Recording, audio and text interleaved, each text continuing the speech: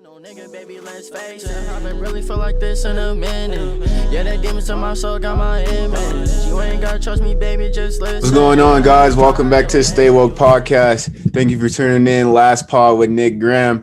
You guys are really going to enjoy this one today. Today, I got my boy Broc Finstuen with me. Broc, what's going on with you, bro? Not much, bro. How are you? I'm good, man. Thank you for coming on here, man. It means the world. Yes, sir. Yes, sir. So what's going on with you, man? How's life been? I know you guys just finished up the tournament. How was that? It was good. I mean, we lost right away. We learned what happens when you go in there not prepared. Lost our first game, first round or second round because we had a bye the first round to Santa Clara. We went down by like 15 in the first half, and then went into the first half talking about what we could do differently. We came out. We did those things differently, but then still ended up losing by 4. So it was tough. Senior year, didn't want it to end like that, but at the end it just happened. So move on. Definitely. Did you think you did all that you can this year and put it all to the test for it being your senior year? I definitely think I did. I mean, of course, you always think what you could do more, but at the end with COVID, the pandemic going on, I think I left it all out there. Definitely, that's dope. So let's just get right into this interview, man. For the viewers who don't know you, born and raised in Minnesota, what's the exact city? Pine Island. Pine Island. 3,000 Yes, people. sir. So what is life like in Pine Island, bro? Not much going on. I mean, like I said, 3,000 people. You know, every single person there, pretty much. Especially when you're playing basketball, you're well known. Everyone knows you.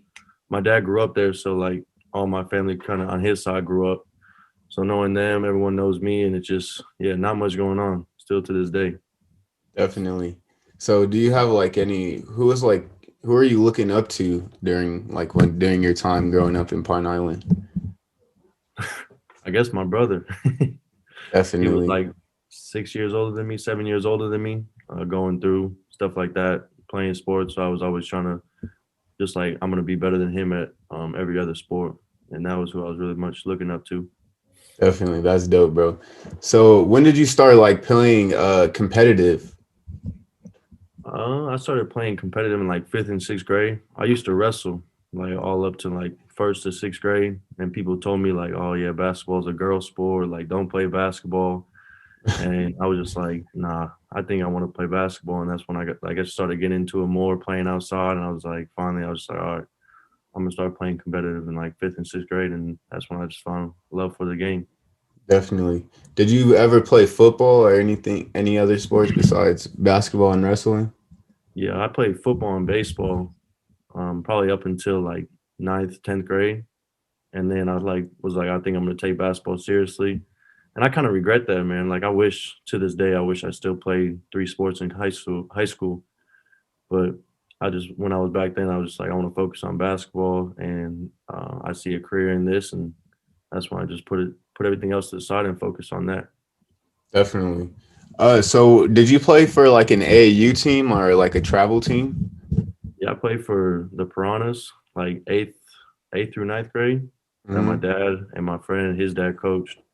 And then I started playing with the Minnesota Fury, like 10th, 11th grade. And how was that? How was the It was AAU fun. circuit out there? It was cool. I mean, we were like the 3rd best team out of like Howard Poly, Minnesota D1. So it was them, Minnesota D1, and then us. But I mean, we still were going to like tournaments in Vegas, Pittsburgh, Sioux Falls, Chicago. So we were always around playing big names, big school or big people.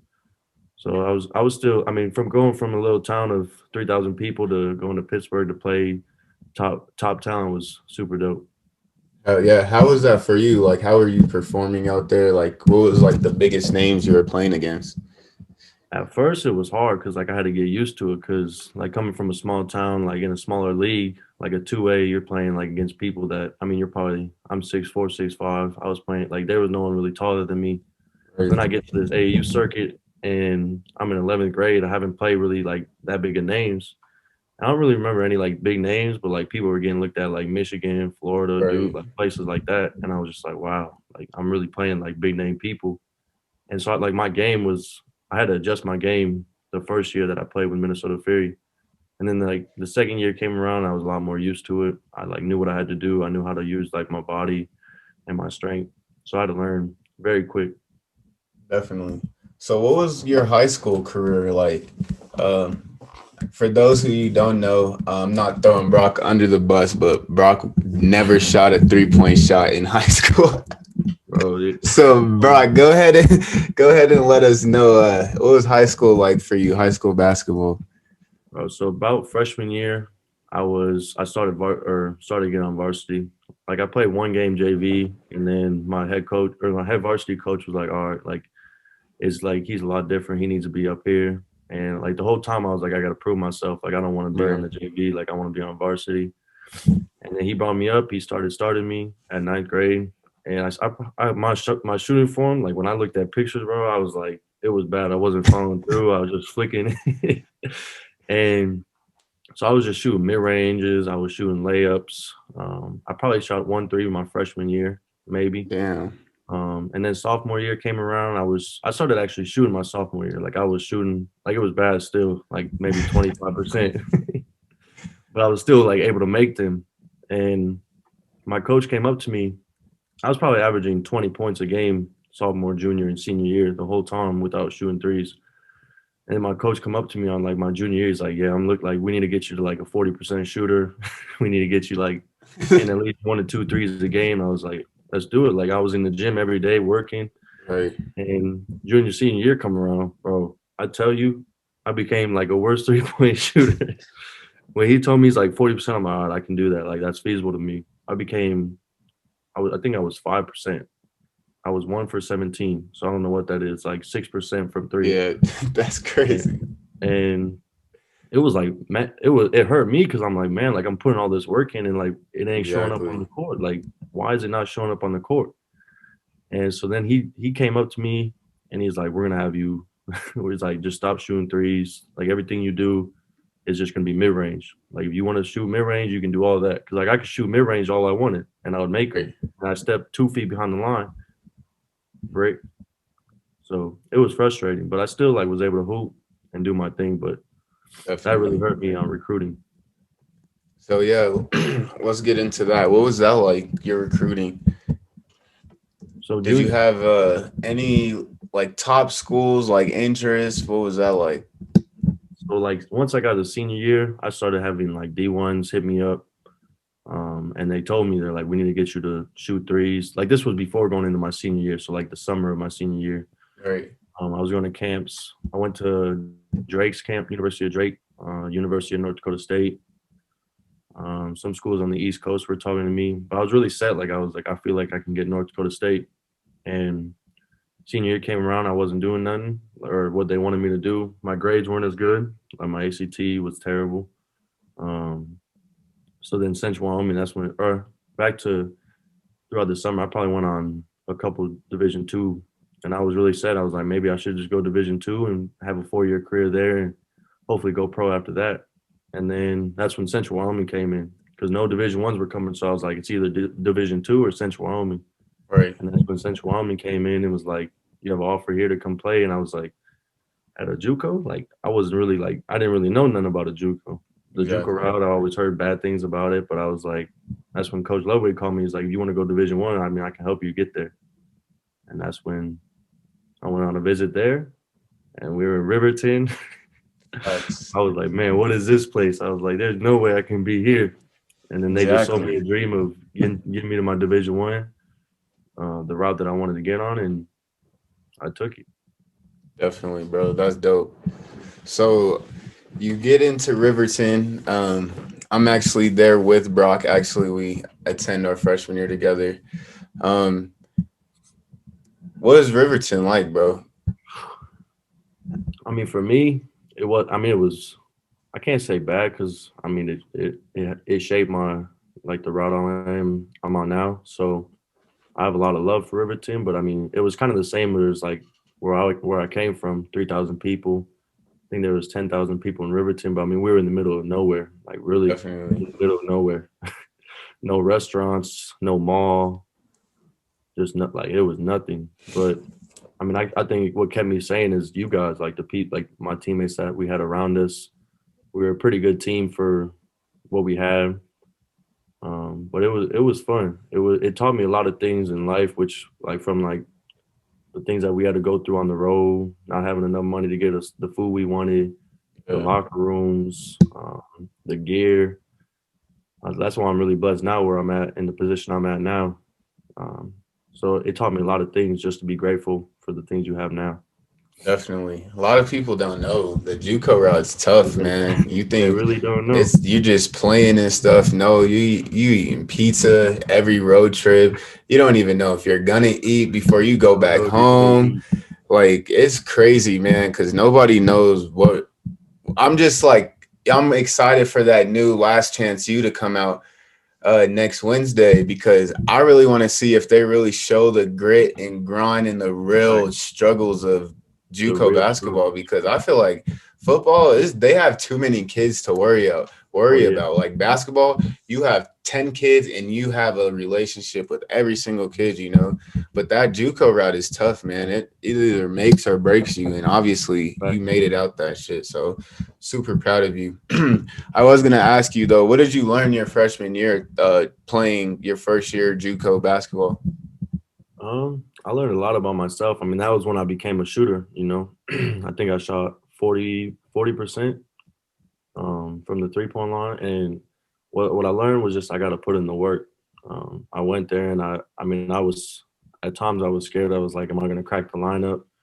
Am I going to do this? But I think I learned like if you put the work in, I mean, you can really do whatever you want. I mean, I was putting in Exactly. 500 shots a night, Hell just yeah. trying to get my shot right, running, getting in shape, doing whatever the coach needed. Just taught me to put in the work, and that's what I did. And I feel like that's where the work got me to where I am today. Definitely. So you had to make a quick move. A lot of us did. I chose to stay. You, Henny, Keese, you guys all left. You chose to go to Casper. Casper is a way bigger JUCO facility, way bigger market over there. So what was it like to go from Riverton to Casper and then play with some D1 comebacks and just better players because just of the atmosphere Casper's in? Yeah. I mean, first off, man, I really wish we would have stayed together. I mean, I wish all four of Definitely. us, because I think if all four of us would have stayed together, we would have been deadly. And I miss playing with you. I miss like being around you. I miss being around Hanny. I've been Keys, all Facts. those dudes, bro. But with Coach Nelson just leaving, like I mean, I respect his decision. I mean, he had to do what was best for him. But I chose Casper because their coach called me and just told me the plan that he had for me, and I was just like, let's do it. I didn't visit the school. I just committed like 3 weeks before I headed there.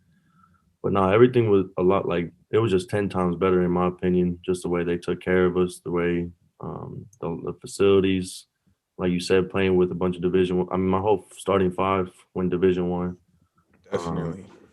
so it was just got me ready for the level that I'm at now.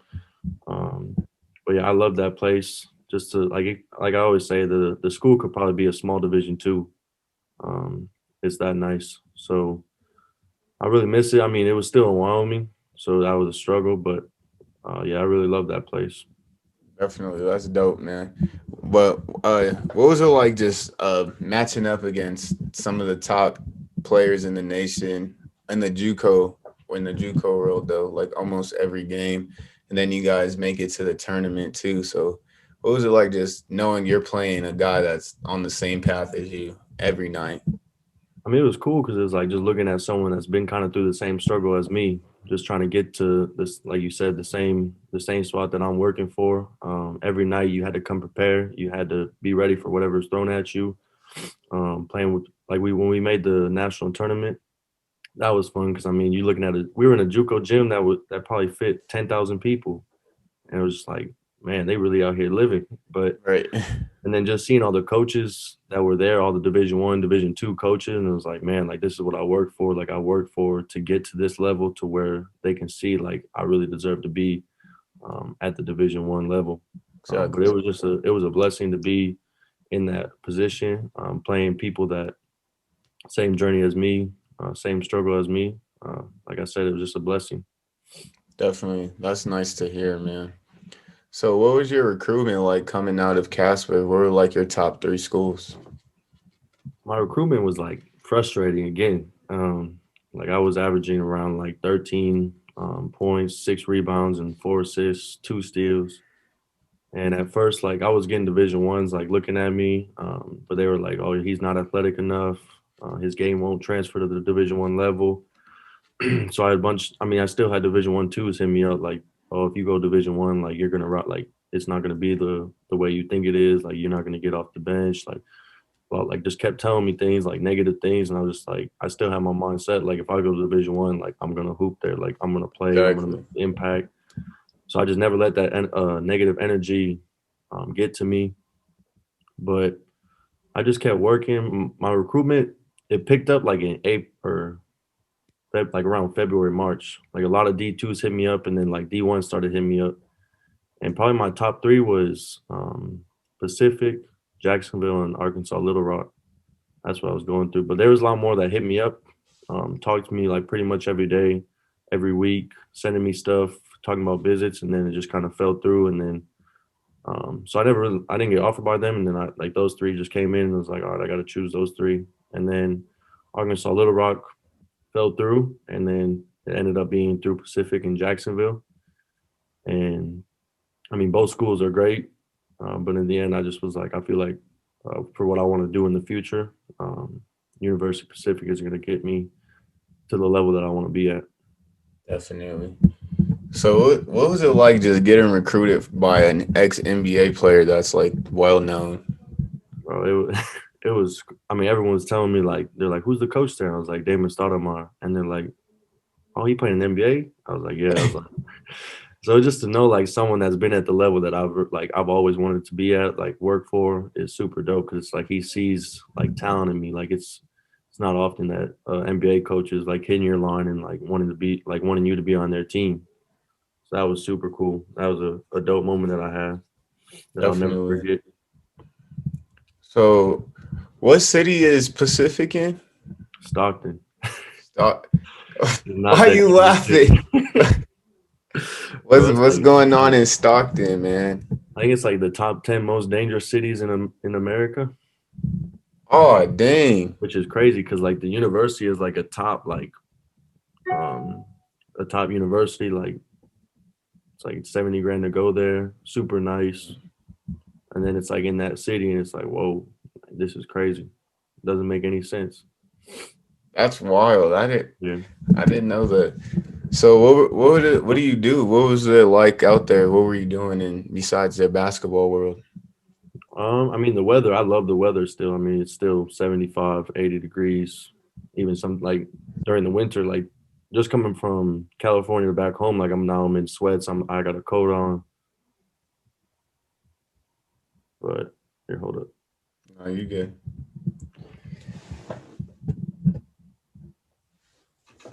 No, but some just like made an exit out of this.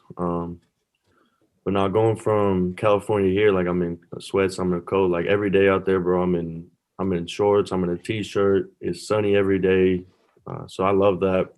We always like as a team, we always go out. We go out to eat.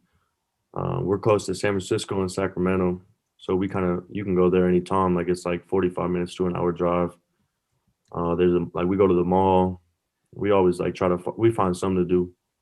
Definitely. That's cool, man. But otherwise, we just hoop. Thanks. So this was your junior year of college. You did 2 years at the JUCO level. So what was your first official year at the D1 level like? That was last year. Is that what No, you're saying? yeah, I'm saying what was it like Oh, my being on the official D1 level? It was like, man, like there was sometimes when I'm just on the court, I'm like looking around, like gym's packed. I was like, just had to like take a deep breath and like, man, you really made it. Like, like my heart pounded. I think our first game was in Hawaii at University of Hawaii, Oh, and I was that's just like, tight. I was like, man, like we got a full free trip to Hawaii. I'm playing like, I mean, when I was sitting there like thinking about when I was a senior in high school, I was like, man, I never thought I'd be in University of Hawaii playing University of Hawaii. So I just sat back and I was like, man, like I really made it. This is what you worked for. It finally happened. You're living out your dream. So it was just a blessing to finally make it after all those struggles going through like everything in Wyoming, at Central Wyoming, at Casper, like all that struggle. Like I was just like, man, it was worth it because I finally got to where a lot of people said I wasn't going to get to. But Definitely. it was hard because you just had to like I had to learn how to be at the high level, like at the Division 1 level. I had to maintain my body, going through the bruises, getting ice baths, everything. What did you learn? What was like the biggest lesson you learned being at the first year at the D1 level? That people are really talented. Like sometimes at JUCO, like they'll be playing games. You're like, all right, like this is gonna be a for sure win, like. But like at the Division 1 level, like it's always a battle. Like everyone can hoop.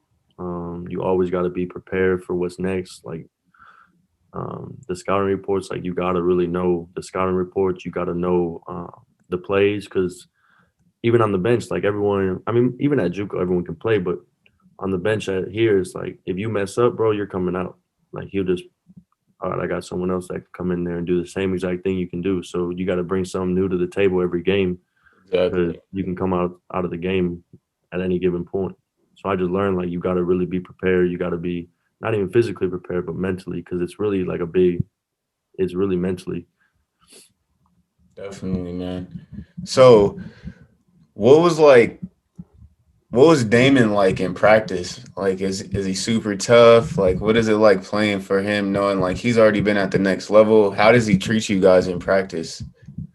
No, yeah, I mean he's a hard coach to play for. I mean he expects you to be perfect, but I mean like he knows you can't be perfect, but he just expects that because I mean he's been at that level. It's hard when he tells us he's like, we're like, oh, I mean, he went by me. I just wasn't prepared. He's like, I guarded Jason Terry, I guarded Allen Iverson, I guarded Steve Nash, Kobe, and it's like you just can't even like compare to that because it's like, man, he was really at that top level and he's gotten it done. So like he knows what he's talking about. So that's the thing that I like is like you really trust what he says because he's been at that level. Like he's a professional at what he does, and at what I do, he's a professional at. So just listening to everything he says. In practice, he just tries to critique you all the time, like get you to understand what's right and wrong. But yeah, he's definitely tough to play for because it's like it's his way or no other way. But yeah, I love playing for him. So, what was like your biggest game that year? Your first D1 year? My first year, probably against Boise State. I think I mean, even though we lost, I think it was triple overtime or double overtime that we played. Oh I dang. played like 32 minutes. I had 14 points, like 5 rebounds, 2 assists, or something like that. But I was just like, man, like I'm playing Boise State. Like I've always known about Boise State, and Heck I yeah. had 14 points against them. I played 32 minutes. Like it just showed like, hey, I can like really be at this level and make an impact. And so that was probably my biggest game. Definitely. That's so cool. So, going into your last year at Pacific, what were your thoughts given the fact that like COVID is hidden? Like, did you think you guys were never gonna play? What was it like for you? What was going through your mind? So a lot of things really went through my mind. I mean, I was pretty set on we were going to play because our coaches called us and were like, we're going to have a season like 99% sure. So I was always prepared. Like I knew we were going to play. So in California, it really hit. Like we weren't allowed to be on school until August 24th. So we didn't have any summer workouts like most other schools had. I was here at home doing a lot of things that I probably shouldn't have been doing, knowing that I was going to be on a basketball court Right. in like a couple months. But yeah, I was like trying to take care of my body. I had a trainer, basketball trainer. I mean, really couldn't even get in a gym out here. Like I was shooting 100 to 200 shots outside the Damn. gym I was at, and like the concrete wasn't like level, so I was just making do with what I had. But when I really thought about it, I kept telling people, I was like, I'm thinking about redshirting, bro. Like I was nervous how it was gonna be. Like I don't know if I'm gonna play. When I do play, am I gonna get minutes? Um, COVID, like is COVID just like, am I gonna play a couple games and then cancel? Like I was I didn't know what I was like. There was just so many things going through my mind. Like I didn't know what to really think. And then we got hit with NCAA's like letting the seniors. I don't know if it's just seniors or everyone have another year of eligibility. So like I have Yeah. another year to come back. But yeah, I was like, there was time when I got to school finally, and I was like, I think I'm gonna just tell my coaches I want a red shirt and just not play this year. And then I mean, I'm glad I didn't do that because I had a great year. But no, yeah, there was so many things going through my mind. I was scared. I was nervous. Um, just wasn't prepared for. I was never prepared because there were so many things that could have happened. Yeah, man, that's crazy. I'm glad you guys, everyone's gotten to play because it would have sucked if you guys had to sit this one out. Like that would have been terrible. So we're here, man. Senior year. What were your goals heading into this year, man? Given the fact you already know you're gonna have a season, Yeah. you don't really have that much gym time. So what goals did you have set for yourself? So it's kind of crazy because I achieved some of my goals that I wrote down. So the trainer I had back here in my hometown, he just had me like write down goals that I have for the season. And one of them was score 10 points or more throughout the whole year, be all conference player, and then lead my team in 3-point percentage. And when the year was finished, like before playoffs, I achieved 2 out of the 3 goals. I didn't become all conference, but I did score 10 points or more, and I led the team in 3-point percentages once the season was done. So I would like when I'm writing down those goals, I'm like, I can do these, but like, am I really gonna do it? Like, you always have that little person in the back of your head, like telling you like you can do this, but it's gonna be very hard. So like at times I was like, I'm gonna write these goals down. I'm gonna reach for the stars. And then I found the piece of paper was in a notebook that I forgot. Like I forgot about the piece of paper. Right. And I looked at the paper. I'm like, man, like I achieved 2 out of the 3 goals that I wrote down. And I texted my trainer and I was like, hey, like we did it. We achieved the 2 out of 3 goals. And he's like, man, that's awesome. Like that's what we work for. So it's cool, like knowing like the goals that I had, that I achieved them, especially my senior year, especially in the WCC. Like I was proud of myself. A lot of people didn't believe that I could go in there and really like be second, third leading scorer on the team. Exactly. That's that's dope to hear, man. I'm so happy for you. So what would you say is like your favorite game of your senior year or your favorite moment? So I think there was a couple, but my favorite moment was when we played Montana State. Because my second JUCO, Casper College, my head coach, Dan Russell, he coaches for Montana State now, like the assistant coach. And then I don't know if you remember me and Adamu. Oh, yeah. Yeah, so he plays for Montana State as well.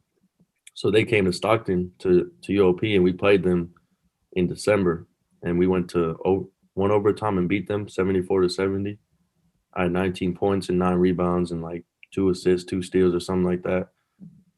And there was a time when I was guarding him and he was guarding me, and it was just like a moment. It was like, man, like we were really through this. Like it's just like me and you, how we went through the struggle, and here we are, like you're doing a podcast, I'm playing, like we're doing our own thing. So it's like more personal. So like with him, it was like more personal. It was like, man, like he was on my team. We went through struggles. We know what the grind was like at the JUCO level. And here we are playing like Division I on TV against each other. And then it was kind of cool. You go on ESPN, like we were the both leading scorers for our teams that night. That's dope, man. Wow. That's so cool.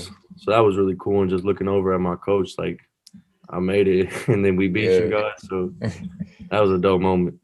That's so cool, man. So what do you think about like, how can I put this?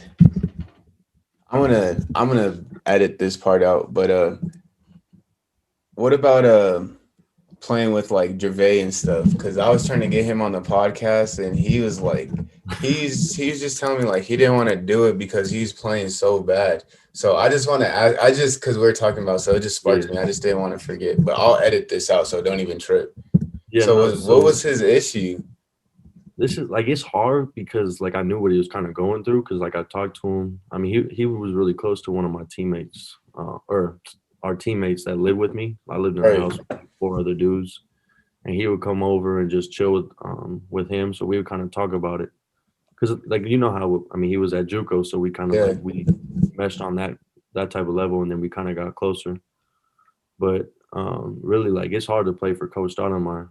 So when he came, he was expecting like all the glory, like playing, like doing all this type of stuff, like being leading Right. scorer, playing 30 minutes. And I guess he wasn't really in shape, as what Coach Stoudemire said.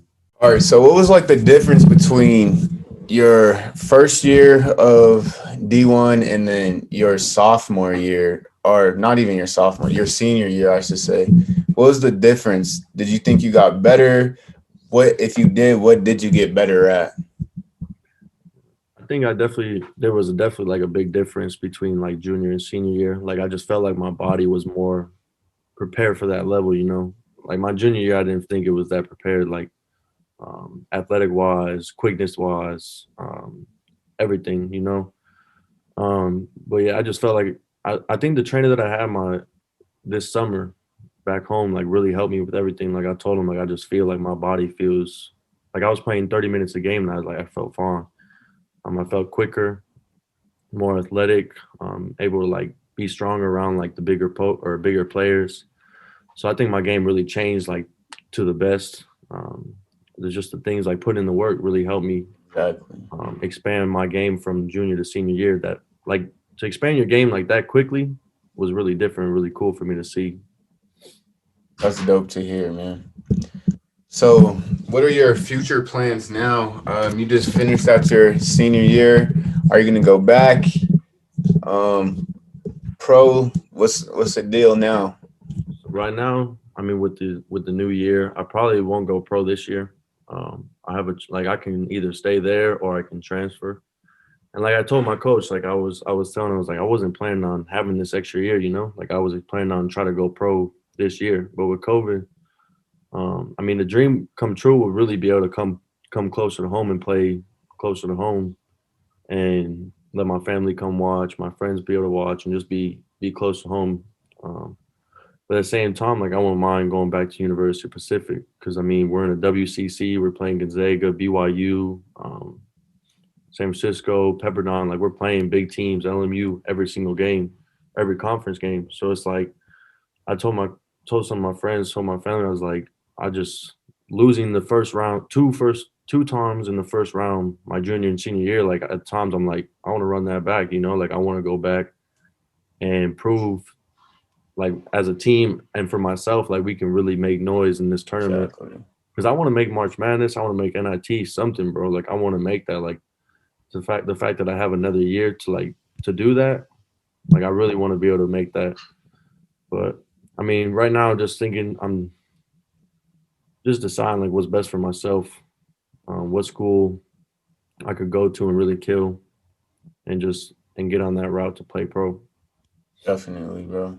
Well, whatever you do, I believe in you. I know you're gonna do it. And Appreciate that, bro. you've been a pro since I've met you, so I know your dream's gonna come true. Yes, sir. But I mean, go ahead. no, just it's crazy when I'm like talking to like people, and it's like the fact that pro's even in like my mind is like crazy to me because it's like I really made like that's something I've always dreamed of, and now it's here. It's like a lot of people told me I would never be in this position, and like now I'm Exactly. here, and it's like it's a big like thank you to all those people for like not believing in me. Pushing you. It pushed me to a whole Hell nother yeah. level. Like I got to prove to these people, prove to myself, like I can really do it. Exactly, bro. Hell yeah. That's dope to hear, Brock. I'm so proud of you, Penny, for real, man. But I got a few more questions before I let you get out of here. One would be, who is your top 5 in the NBA right now? My top 5. I mean, I'm always gonna go number 1, LeBron. I mean, that's my guy. Like I've loved him, not loved him, but that's my favorite player since I've been little. I mean, to the things that he's doing at 36, like I can only dream of. Real. But he's my top 1, and then Kevin Durant just being 6 or 7 foot, whatever he is, whatever they got him at. The fact that he can do all that as a 7-footer, bro, is He's just nasty. it amazes me. So he's top 2. I'll probably go Steph Curry. I think. Steph. I mean, it's Yes, hard because yes. his team ain't really like doing. I mean, he's doing great with the things he has right now, but the things he's done, the things he's changed the game. I mean, I don't hate him. I love him, but I hate what he's done to LeBron, losing him on a championship. But no, I think he's three. Just like he can do anything he wants with the ball, 3 point. Like, bro, he's insane. Yeah, he's different. Damian Lillard, I think it's hard to put him in top five. I mean, I think he's top five, but just because he hasn't really won much, but he's an amazing player. He can do just like Steph Curry, but not to that level. I don't know. I don't really watch NBA like that, but just like stat wise, it's insane. And then I'll probably go Joel Embiid, even though I don't watch him much. But man, he's 7-footer again, and he's a lot bigger than Kevin Durant, and he's still doing like the things a guard can do is insane. Hell yeah, that's a good JoJo. I like that. I like that you put Dame and Steph. A lot of people be hating on Dame, but I like that. Do. I want Dame to just start winning, bro. Like he deserves that. Like he deserves. He just needs he needs to either go to a new team, which he won't. They need to just bring 2 players to him. Yeah, no, they need to bring something to him to start winning. For real. He deserves that, bro. So another one, top 5 artists. Who you bumping? Man. I probably don't have a top 5, but I'll just tell you like the 5 that I be listening to. The songs that Drake just dropped with Lil Baby. Drake, yeah. Go hard. Like I think Drake, Lil Baby, I like Roddy Ricch. The way he's like lyrically, like I really like him. 2 more. Man, let me look at my playlist real quick. Yeah, go ahead. 2 more guys. 2 more.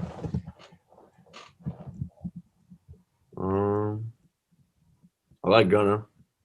He's in my playlist. You're my guy, man. And then Blast. You know Blast? Nah.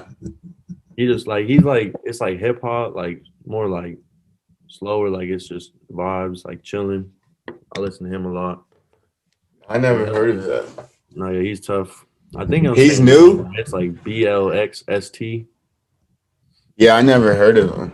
Oh yeah, he's like it's more like just vibes, like just chilling, singing. Chilling. Yeah. Hell yeah. All right, man. Last question. Who would you like to see on the show? It could be teammate, old teammate, Casper teammate. Shit, I don't know. Anybody. Man, I'm throwing it back to Central Army. I would love to see Henry on this. Henny? I miss All that right. dude. We'll get Henry on here. Henry got a story to tell, man. A lot of people don't know about Henry. Could be at the D1 level going stupid. Bro. I was actually just talking to my dad about that, and it was like he was just asking me like, "What's up with Henry? Like, where's he at?" And I was like, "I think he's at Peru State with Coach Ludwig." And I was just like, "Bro, what he could have been like without injuries, could have been nasty. Injuries really be messing up people, bro. People don't understand. Right. They see him as like, man, he just sucks, but it's like, nah, like injuries really play a large factor, like in what we do as players." Hey, for those of you that don't know, you will know. When I put Henry on here, Henry is the funniest dude ever, but he will give you a bucket. Broc's laughing because he knows how funny that dude is. But Henry, you're on the show next, my guy, for sure. I miss that. But I miss Broc, bro. Man, who are you telling? I missed you. Cause I be telling my girl like, dang, I be missing. I be wanting to just go look at it like, dang. I still be watching sometimes from then, like putting on the games for freshman year. I'm like, me too, bro. I had a memory in my phone. I got kicked out of practice. I don't know why. No matter. Don't worry about that. Anyway, when I was on the bench and I recorded that oop we threw from the inbound play when you dunked it. Oh. Boom! I gotta find it. I'll send it to you. But I recorded it off the bench, bro. I was like, yo, that shit is crazy. Bro, I really miss it. I remember I say this a lot to the people that like just be going through things like I do, and I was like, man, like my freshman year, I was like, I can't wait to be out of this city. I can't wait to move on. I can't wait to go like to the places I want to be. But then like I get to those places and like, man, I want to go back to those moments. Like I want to be back with y'all, like be back in the practices. be back in that struggle, because it was like, when you really look at it, it was a good moment. Like, we were really around each other. Like, we were around each other all the time. Like, All at the the Division time, One level, exactly. bro, you're with your team at practice, and then everyone's 18 to 23 years old. So like, everyone's got their own life. Like at JUCO, we ain't got our own life. We got the basketball life, and that's it. That's it. That's crazy, man. I miss that. That's definitely dope to hear. Just shared memories. But I just want to thank you again for taking the time out of your day. We've been thank you for having trying me. to get this in for almost like 2 months. So I'm finally glad we did it, man. No, yeah, I'm finally glad. I'm glad we got it, because you've been messaging me. I've just been not putting off, but like just trying to focus on everything. Hell yeah, definitely. No, you're good, man. Like I said, thank you. I appreciate you guys. Everyone that's watching, appreciate it. Broc, tell your pops I said what up. Yes, sir. And remember to stay woke.